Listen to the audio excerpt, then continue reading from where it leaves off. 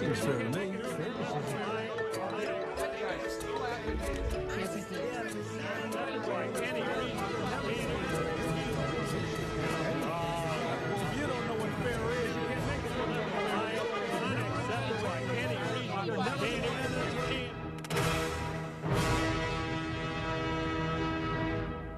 Donnybrook is made possible by the support of the Betsy and Thomas Patterson Foundation and the members of 9PBS. Welcome back. Another edition of Donnybrook. Good to have you with us. Just less than 2 weeks away from the election, although the voting has started. We'll get into some of that. But first, let's meet the panelists, starting with Wendy Wiese from the Big 550 KTRS. Jacob Kirn sitting in for the vacationing Bill McClellan. Mr. Kirn, managing editor of the St. Louis Business Journal. With the St. Louis Post-Dispatch and STLtoday.com, he's Joe Holleman, and columnist, sports editor from the St. Louis American, Alvin Reid. And Joe, we're going to start with you because Kim Gardner, who was a topic on many a Thursday here on 9PBS, the former circuit attorney agreed to pay restitution for more than $5,000 she misappropriated while she was a circuit attorney. As you know, the Missouri Supreme Court fined her and reprimanded her for her role in the prosecution of Eric Greitens, then the governor. She paid her fine through public dollars. She's not going to go to jail. Basically, as Bill McClellan might say, they didn't throw the book at her, they threw the pamphlet at her. She's going to be on probation, has to pay $5,000. Was that a little too light a sentence? I'm okay with it. And I think the thing is we always talk about those teachable moments.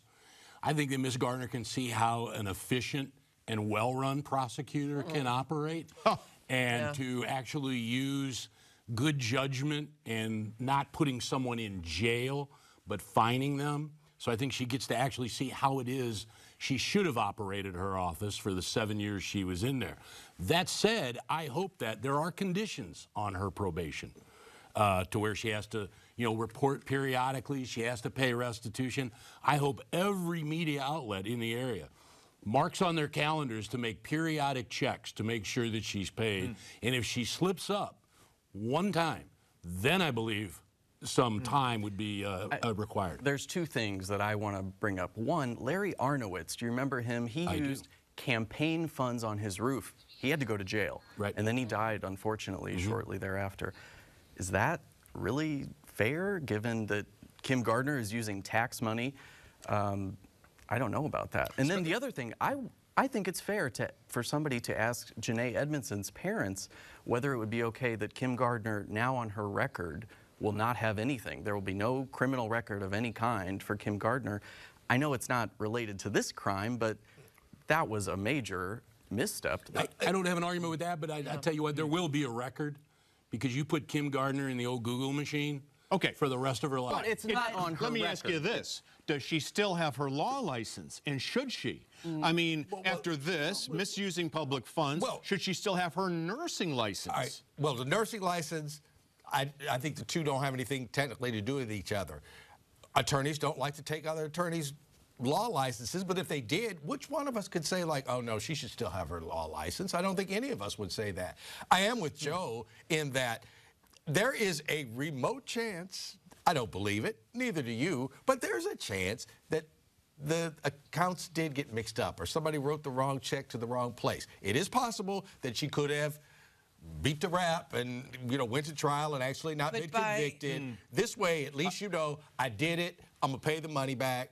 And also, these pre-trial, before you ever get their agreements, people do that have like DWIs and like people that have assaulted their partner. Her office was upside down and really hamstrung, I think, the city, if not the region. I mean, she was the #1 story for the longest time.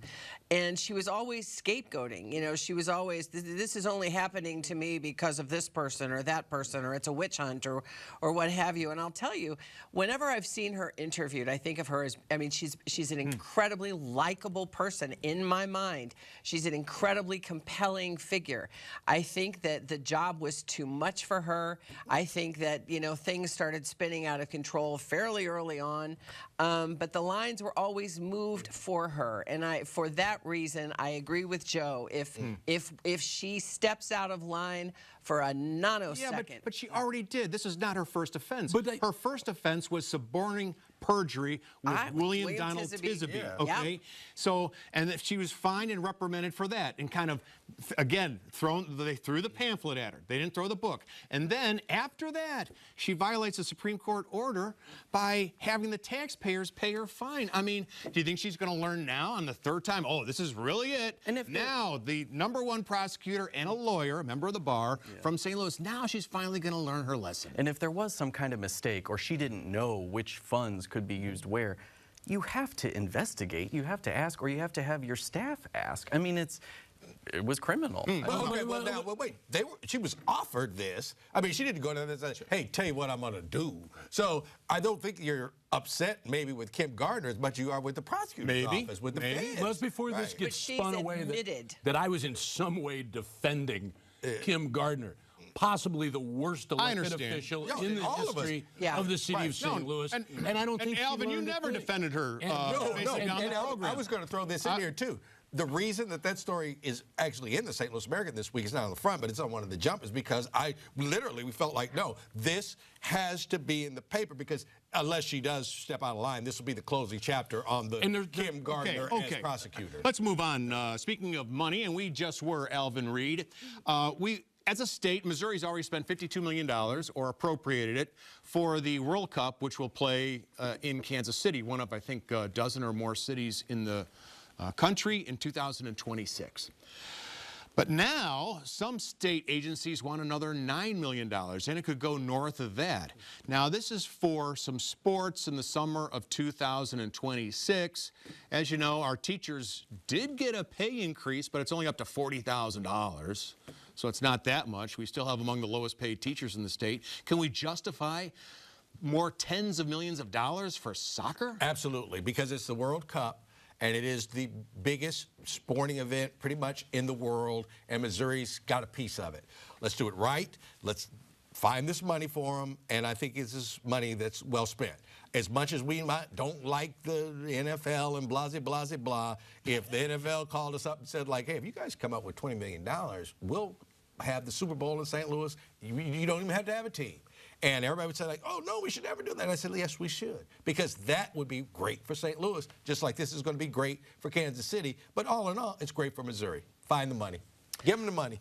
Easy for me to say. agree with you, because the World Cup is something I didn't know a thing about. I mean, not a thing about. Still don't know much about it, but I do know in terms of sheer numbers, as you said, Alvin, it is overwhelming. However, because there's always a however, right? Yep. Okay, are we prepared for something like that? Because that is the crush of the world. We would be the focal point of that, and we would need an infrastructure. We would need... No, just be... This is not like the Olympics, because it's going to be in about a dozen cities in this country, and then some cities in Canada and Mexico as well. So but still, we're going to be like one city out of many. Right, but still, you have to prepare. And also, I believe there's a chance after they have not, I think the championship game is going to be down there in Jerry World in Dallas, I believe, or it might be in Los Angeles. But there's a chance to possibly host like round of 16 game. That's true. So it could be more than those first 2 dates that we have. And some teams could practice in St. Louis. Right. They That'd be exciting. St. Louis.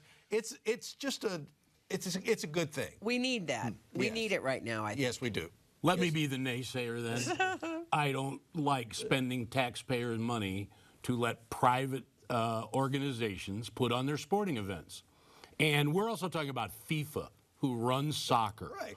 Okay, with the possible exception of the International Olympic Committee, the amount of scandal that runs through an organization, FIFA's way high on the list.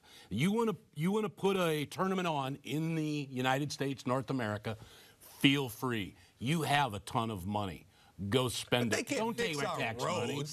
They can't do infrastructure projects in the state of Missouri, and that's what's needed. They're also concerned about mass transit at that time, and that I think some of that money will go for like increased bus service, things like that. They might expand their trolley service.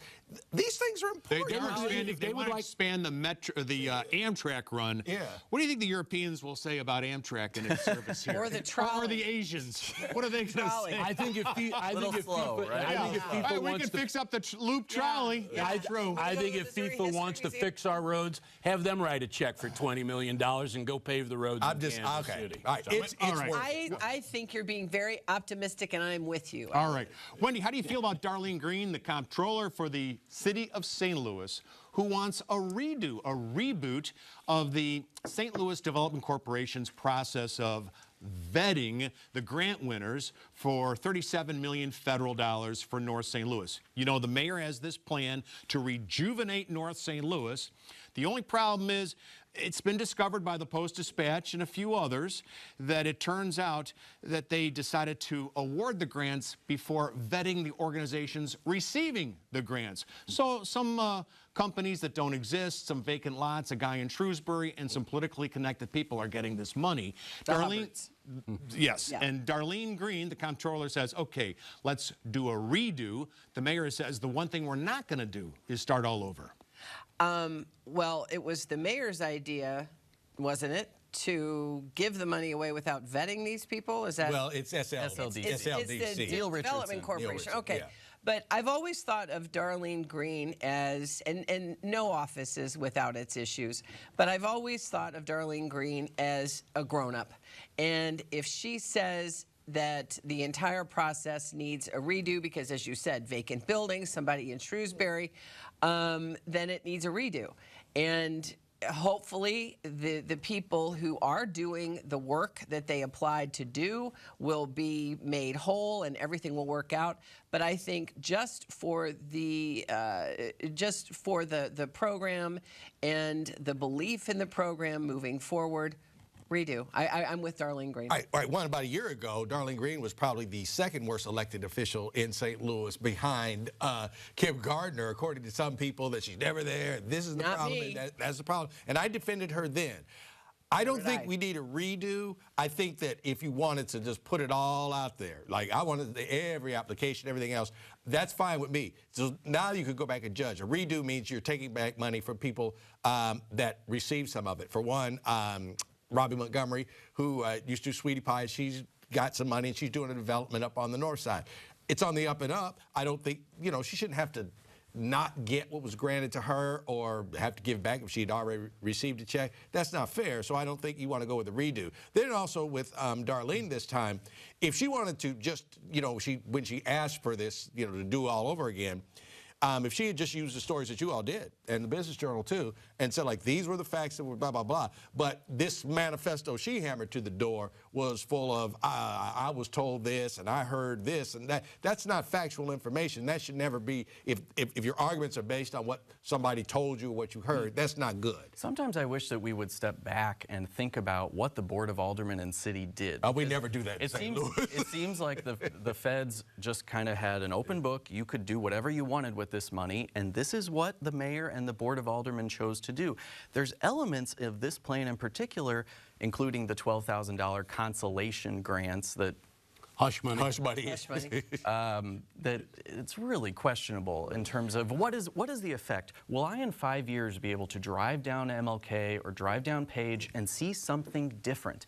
And with some of the things that's coming out in terms of how this program is being organized, I'm not sure that that's the case. I think a redo, first of all, it's amazing how having an opponent in your upcoming election spurs you on to focus on your job. So Darlene Green, who has an opponent this time around, seems to have grabbed onto this. I think a redo is the only way to do this. It's like a tire. You get a flat, you put a patch on it. When you have more patch than rubber, it's time to get a new tire. You need to start from square one. If Miss Montgomery's plan was good enough to win the first time, it'll be good enough to win this time.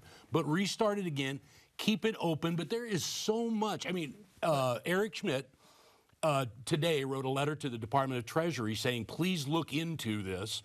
and specified St. Louis, specified that the problems of mentioning the vacant homes, addresses that didn't work, people that didn't have good ideas of what they're going to do, and mentions that $1 million or so and calls out by name Alderwoman Shamim Clark Hubbard and members of her family. This is news you're sharing with Yes, it is. It should be online. It'll be in our paper tomorrow, we hope. But he has done this and has actually specified this program in St. Louis needs to be looked at. And this is really not any different than what's facing the school system. When we sat here and looked at the magnitude of the problem, this is not something where, well, we didn't dot our I's and didn't cross our T's. You're not vetting it is fundamentally unsound, and it is possibly fraudulent or a misuse of funds, which everybody thought ARPA money was going to be misused anyway. But the crass political calculation is the mayor needs to get the money out before she runs for re-election next spring. I mean, that's, you know... And you're right, it's a crass political... Maybe so. And there's federal deadlines, too. You have to get it obligated and you have to get it spent by certain times, or it goes back to the Fed. Well, then work quick. And I think it was January the 1st. No, once it was given to the SLDC, then they have an extra 2 years. Oh, okay. All right. So they had to... So obligated. the deadline was December 3rd. That's all right. It's obligated to SLDC. Right. They're now going to decide how to do it, which is end of 2026. But I mean, this thing is just rife with questions that go beyond, was this a good idea? But to buttress Alvin's remarks, there are some groups that no one can dispute are doing great work, like the Urban League with Mike McMillan, who I wish someday would run for U.S. Senator or something. He's a great guy, great organization. Why should the Urban League not get its share of the pie? Well, I got an idea. Xerox what you did the first time. Send it in a second time. Why would you not get it now? Because some kind of way they would end up with less money, or somebody would get more money, and it just, I don't think it's... Well, not if they did it in a transparent, honest manner. No, it wouldn't. But I'm just saying, if I had won a grant of this amount of money, just give me that money. Okay, let me ask you, Jacob. Hey, we're still talking about money on this show. It's the Money Show here on 9 PBS. Alvin had a great story this week on the Reparations Commission, which is in charge of taking a look at some of the harms that African Americans have faced throughout history in America and in St. Louis, and what should be done to somewhat make up for that. So the commission has come out with some ideas for health care and property enhancements, some of which we've talked on the show before. That seems pretty reasonable. I mean, to focus attention on North St. Louis and Southeast St. Louis, where there are large African-American neighborhoods, and fix them up as a way of a gesture anyway to try and improve or better past wrongs.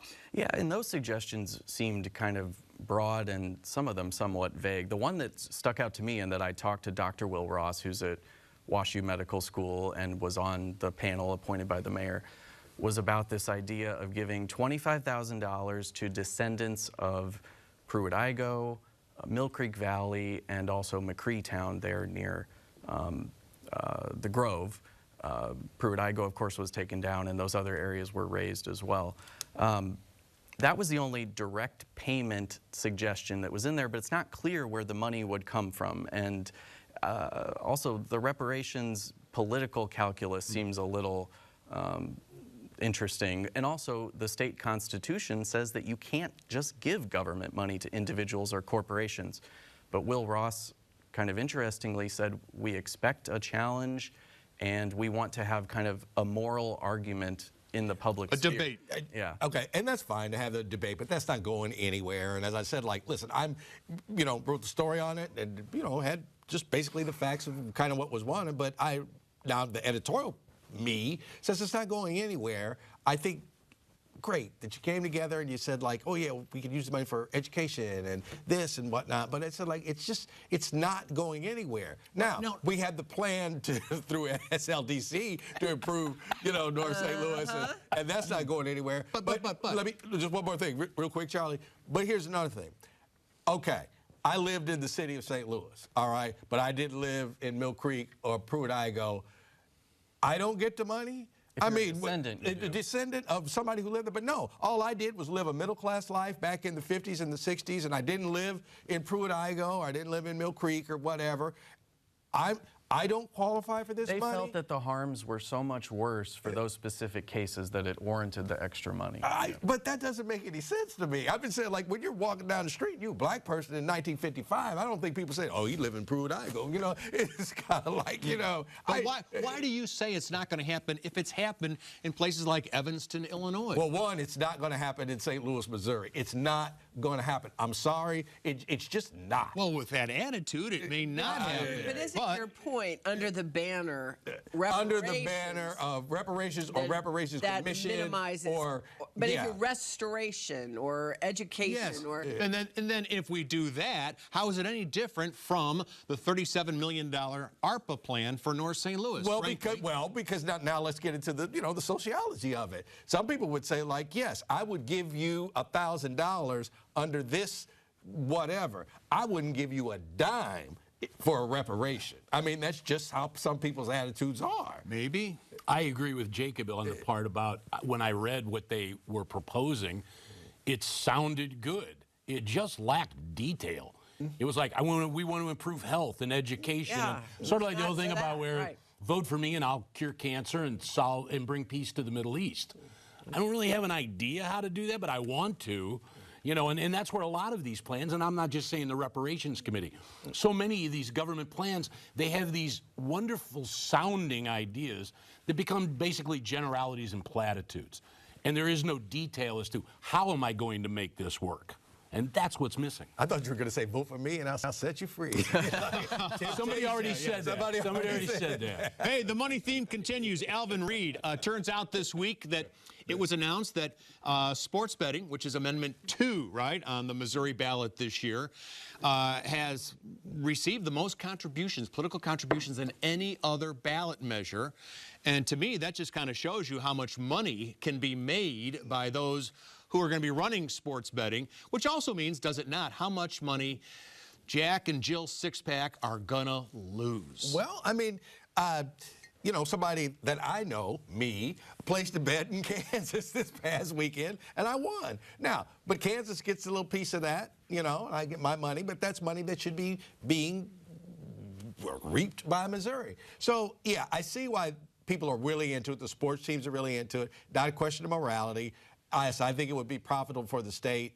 I'm just not here to make judgment on all that. By the way, I drive past the Oak Bend branch of the St. Louis County Library. Since the first day you could no excuse voting, jam-packed. That's what we're hearing. All day. I'm saying, like, so I don't know how people are voting, but people are voting.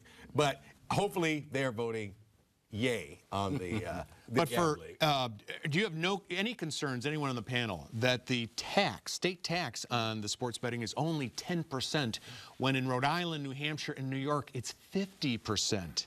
Are we ripping ourselves off? Oh yeah, it should be higher. I think it's 30 in Illinois. Yeah, it's too low. But all of our taxes are too low in Missouri. I mean, but maybe the casinos or not the casinos, but these things that are going to be set up, the sports book, will get more activity because the taxes are lower, just like the marijuana. We seeped the revenue. Well, and I can't believe that Charlie Brennan's here saying he wants higher VIG on the bets. I mean, that's exactly what we're talking about. This is a higher VIG. So, I mean, I'm not going to bet online. So I honestly don't care which way it goes. Whether it passes or not, from a personal point of view.